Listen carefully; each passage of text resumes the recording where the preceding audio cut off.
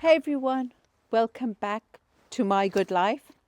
Today I'm going to be taking you with me to one of my favorite places to visit, a charming antique country fair.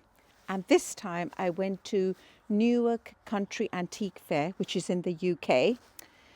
I went there to one of its last fairs in the year. I'd never been there before, and I was super excited. There's so much to love there. The nostalgia, the treasures, the stories behind every piece. But let's face it, places like this are danger zones for impulse buying. If you ever walked away with a bag full of stuff that you didn't plan to buy and later thought, why did I spend all that money? You're not alone. Here's the good news. Learning to control those impulses isn't just great for your wallet, it's amazing for mental fitness. Every time you pause and make an intentional decision, you're building resilience, sharpening your focus, and training your brain to handle life's temptations better.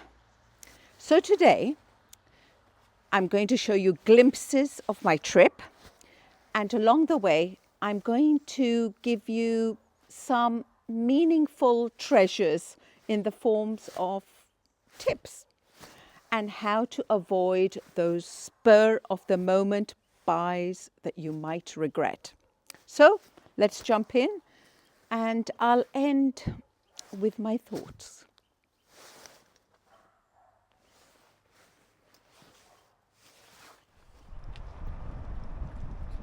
First things first, set your intention before you dive in. For me, I decided as I was walking towards the entrance of the antique fair that I would look out for a few things. A coal scuttle, a large vase to replace one that was recently broken, maybe a few vintage frames for my watercolors. Having a goal like this would keep me focused and help me avoid those shiny moments. Because as soon as I saw the site plan, I could tell there were loads of stalls, and that really excited me, and I could feel myself getting drawn to maybe unnecessary items that I didn't really need. So before you visit, take a few minutes to ask yourself, what do I really need? What's my budget? And when you have a plan, you'll feel more in control and less likely to get swept up in buying things that you may not need or aren't in your budget.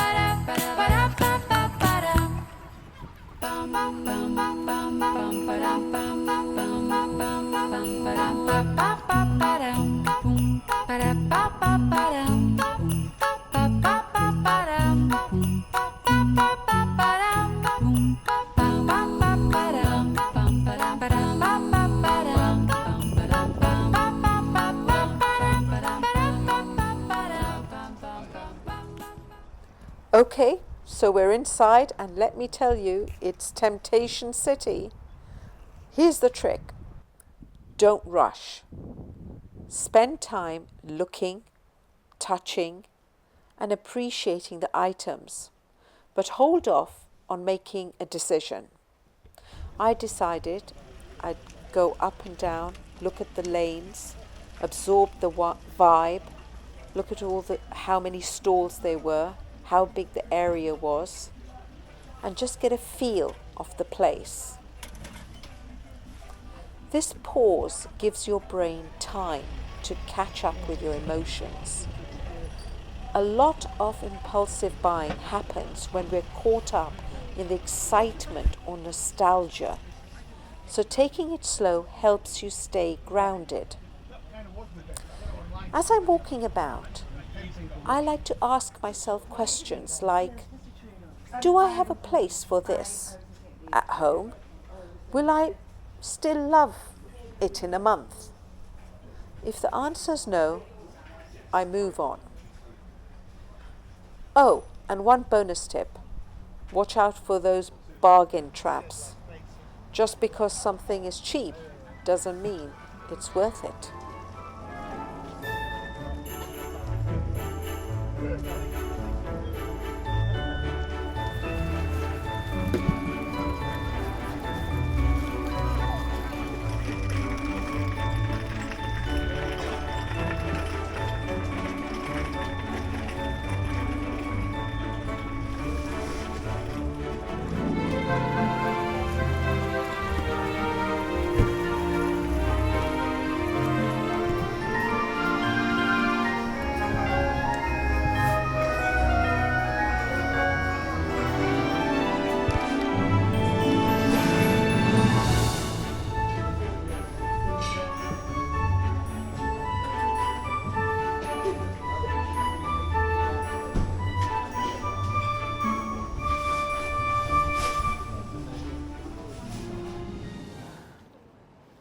Honestly, been walking around since, let me check. It's 1:45, got here at about 9:20ish and have not stopped. I've showed you glimpses of it, and this is kind of the halfway point on a Thursday. Exhausted, overwhelmed, loads of things running in my mind, but I've got some learnings here. The good thing is, if you do a speed around here and have a look, you think you want everything. By the time you come to sitting down for lunch for a coffee, you realize you may not need everything. It kind of helps you slow down.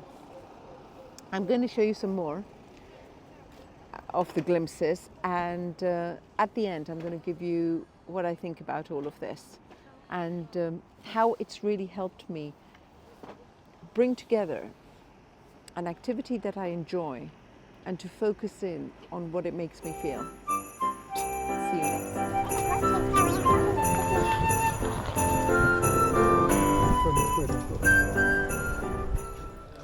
Here's where the mental fitness part really kicks in. Let's say you see something you really want. Your heart's racing, your brain is screaming. Buy it. But you pause. That pause is powerful. It's your chance to practice resilience and train your mind to handle those intense urges. Sometimes I even walk away from the store and give myself time to think if I still want it later and it fits my goals and budgets, then I'll come back for it. 9 times out of 10, I don't even remember it after a few minutes. That's when you know it wasn't meant to be.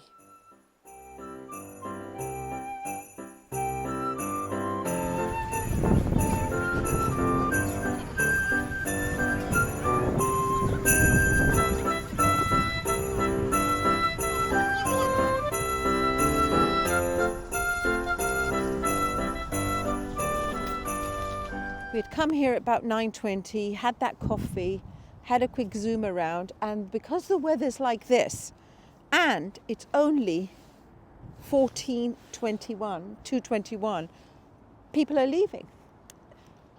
People are leaving because, the stall holders are leaving, which I think is a little bit annoying, because if you'd paid Well, we paid £20 for today. It's valid for Thursday and for Friday. But if you were only here for Thursday and people were stall holders were leaving because the weather was bad and you were here for one day, you would just feel robbed a bit. So I don't know, I'm not very happy about that because I wanted to go back and buy something after my little break and the person had left. So a bit disappointed with that.